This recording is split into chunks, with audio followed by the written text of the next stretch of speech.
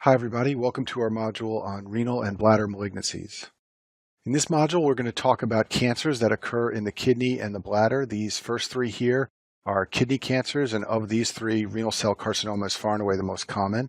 And then we'll talk about these three, which are bladder cancers, and of these three, transitional cell carcinoma is far and away the most common. The other two are very rare. So we'll start by talking about renal cell carcinoma, which is the most common type of kidney tumor. It is an epithelial tumor that arises from proximal tubule cells. So look down here on this picture of the nephron. This is the proximal tubule right here, and this is where the cells lie that are going to cause cancer in renal cell carcinoma patients. Renal cell carcinoma is more common in men, and it's more common in older people, about 50 to 70. And then very important, cigarette smoking is a risk factor for renal cell carcinoma. Also, obesity is an important risk factor for renal cell carcinoma. So there's a classic triad of symptoms that you should know for renal cell carcinoma, and that's hematuria, a palpable abdominal mass, and flank pain. Now, having said that, less than 10% of patients have this classic triad, but when it is present, it strongly suggests renal cell carcinoma. Many patients with renal cell carcinoma have fever and weight loss, and also many patients are asymptomatic until the disease has advanced. So when people are finally diagnosed with a renal cell cancer, about a quarter have metastases or advanced disease. Renal cell carcinoma commonly invades the renal vein, and when it does this, it can also cause thrombosis, so both the tumor and thrombosis can obstruct venous blood flow. This can block flow through the renal vein, it can even block flow through the IVC, and sometimes this obstructs drainage of the testicles, and this can lead to a varicocele. So most varicoceles are not caused by tumors, but a small minority are caused by renal cell carcinoma. Because the tumor likes to invade the renal vein, it often spreads through the venous system, and common sites for metastases are the lung and the bones. It can also commonly spread to retroperitoneal lymph nodes because the kidneys are retroperitoneal structures. There are a number of paraneoplastic syndromes that occur in renal cell carcinoma that you should know about. The first one is polycythemia, and this is because the tumor can produce erythropoietin, and this can give the patient a high hematocrit. You can also get hypercalcemia from renal cell carcinoma, and that's because the tumors often produce parathyroid hormone-related peptide, and this will increase the calcium resorption from bones, just like regular parathyroid hormone does. Patients with renal cell carcinoma are often hypertensive, and that's because the tumor produces renin. And patients with a renal cell carcinoma can have Cushing syndrome when the tumor produces ACTH. So what you want to look for to recognize a Cushing syndrome is a patient who has weight gain, hypertension, and hyperglycemia. These are all symptoms of high cortisol levels as a result of the ACTH produced by the tumor. The pathology of renal cell carcinoma is very easy to recognize, and that's because most of these tumors have what's called clear cells. So if you look at this picture down here, on the right, you see these cells that are filled with clear material. They actually have glycogen and lipids inside of them, and glycogen and lipids usually do not stain very well, so the cells appear clear. So just remember, it's high yield for your boards to know that clear cell carcinoma is the most common type of renal cell carcinoma. There are some genetics associated with renal cell carcinoma that you should know. These tumors are associated with a gene deletion on chromosome 3, and the gene that's involved is the von Hippel-Lindau gene, or the VHL gene. Many patients get a sporadic mutation of this gene, and this will result in a single tumor, usually in an older patient who's a smoker, as I described those risk factors to you before. But you can have an inherited problem with this gene, and this will give you renal cell carcinoma in a younger patient, usually with multiple bilateral tumors.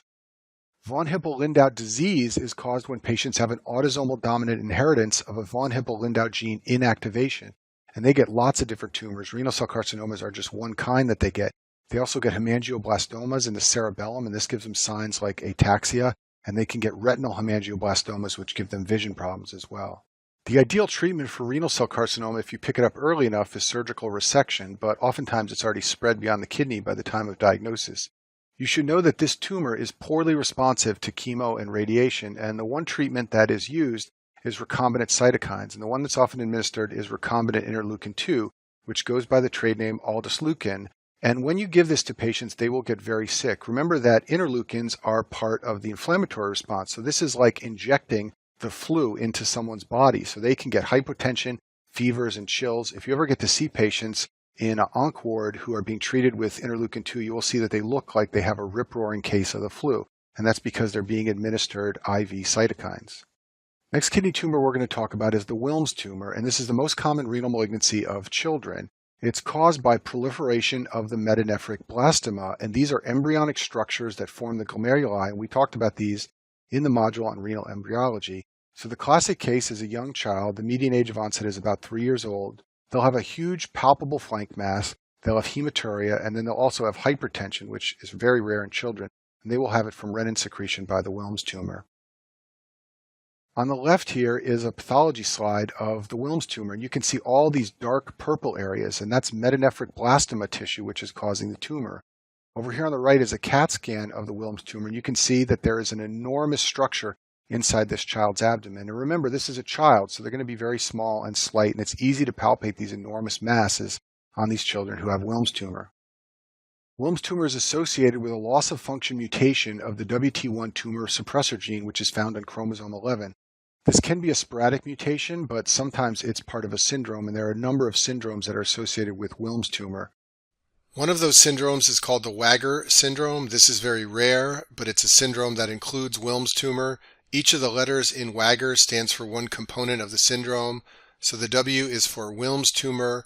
The A is for anheridia, which is absence of the iris that can lead to visual problems. Shown on the slide here is a picture of a person with anheridia, and this is one of the ways that the Wagner syndrome is sometimes picked up in a child. The G in Wagner syndrome is for genital anomalies. This can include cryptorchidism and ambiguous genitalia. And then finally, the R is for retardation. This refers to intellectual disability, which was formerly called mental retardation, and that's where the R comes from in Wagner syndrome. And all of these features are related to deletion of the WT1 gene found on chromosome 11. Another very rare syndrome associated with the Wilms tumor is the Beckwith-Wiedemann syndrome. So this is a pediatric overgrowth disorder. So these children will have macrosomia. Their height and weight is often greater than the 95th percentile. They have this really strange feature called hemihyperplasia, where muscles in one limb are much bigger than the other. It may look like their arm or leg is bigger than the one on the other side. They have big tongues, that's macroglossia. And they get many embryonal tumors. They get Wilms tumor, but also neuroblastomas and rhabdomyosarcomas. And this is a very rare, uncommon condition. So the last kidney tumor I'll talk about is the renal angiomyolipoma. This is a benign tumor of young children, and it's a tumor of blood vessels, smooth muscle, and fat. And the most important thing for you to know about this tumor is that it occurs in tuberous sclerosis. So tuberous sclerosis is a very rare autosomal dominant condition where patients get cortical tubers in the brain. The word tuber just means a growth or a bulge.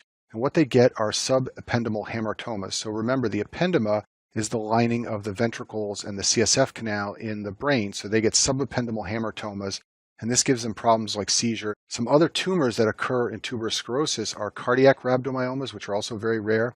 And an important clinical clue to recognize these patients are that people with tuberous sclerosis have these leaf-like patches of skin with no pigment. They're called ash leaf patches. You can Google and see examples of these, and it just looks like the skin is pale over a portion of their skin, usually in the shape of a leaf. So now we're going to switch gears and talk about bladder cancer, and the most common type of bladder cancer is called transitional cell carcinoma. This is a tumor that's usually found in the bladder, but you can also find it in the renal calyces, the renal pelvis, or the ureters. Basically, anywhere that urine collects and drains in the body, you can find this cancer. You should know that it's often multifocal and recurrent. Patients with transitional cell carcinoma have what's called a field defect, which means there's damage and abnormalities in their entire urothelium, and the urothelium is the layer that lines the collecting system and the bladder, so they can have tumors elsewhere besides just one place where the initial tumor is found. There are some risk factors for transitional cell carcinoma you should know about. One of the most important is smoking. If you hear of a smoker with hematuria, bladder cancer is one of the first things you should worry about. Cyclophosphamide is sometimes given for chemotherapy, and it can lead to this tumor. Phenacetin is an analgesic that's not used anymore. It was banned by the FDA, but it used to be commonly used and could lead to this tumor. Acetaminophen, which is Tylenol that we use now, is a derivative of phenacetin. Aniline dyes used to be used a lot in the hair coloring industry, and for a while there was an outbreak of bladder cancer in women who were hairstylists.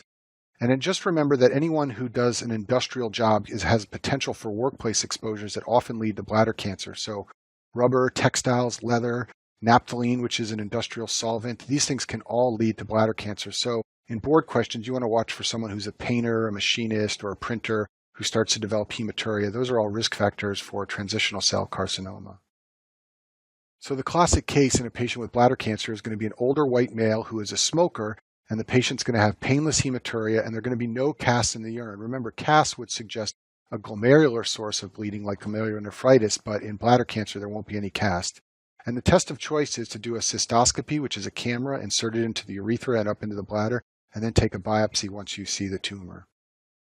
These tumors are treated with a combination of surgical resection, radiation, and chemotherapy. And one thing you should know, especially for step one of the boards, is that the platinum-based regimens tend to be used for transitional cell carcinoma. So drugs like cisplatin and carboplatin are often used in treating this malignancy.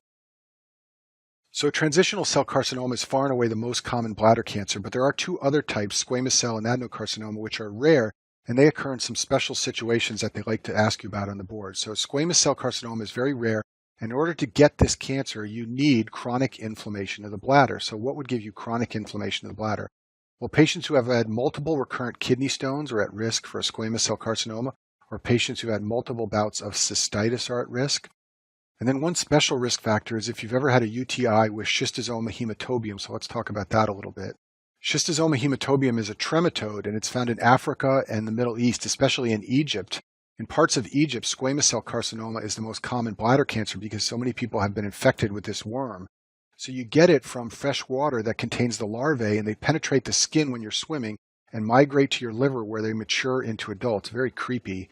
And then the adult trematodes can infect the bladder, and they usually cause hematuria, but the chronic infection from these trematodes can result in bladder cancer. This is one way people get squamous cell carcinoma of the bladder, which is otherwise quite rare. The other rare type of bladder cancer is an adenocarcinoma. Just like all adenocarcinomas, this is a glandular proliferation in the bladder, and it occurs usually in special circumstances. The main one is among patients who have a remnant of the urachus. The urachus is an embryonic structure that connects the dome of the bladder to the umbilicus. It's normally obliterated and becomes the median umbilical ligament. If a remnant of the urachus is left behind, those patients are at risk for adenocarcinoma. Patients who have a long history of cystitis can sometimes develop adenocarcinoma. And then finally, some children are born with exstrophy of the bladder. This is where the bladder protrudes through an abdominal wall defect. This is surgically repaired, but later in life, these people are at risk for adenocarcinoma of the bladder. And that concludes our video on renal and bladder malignancies.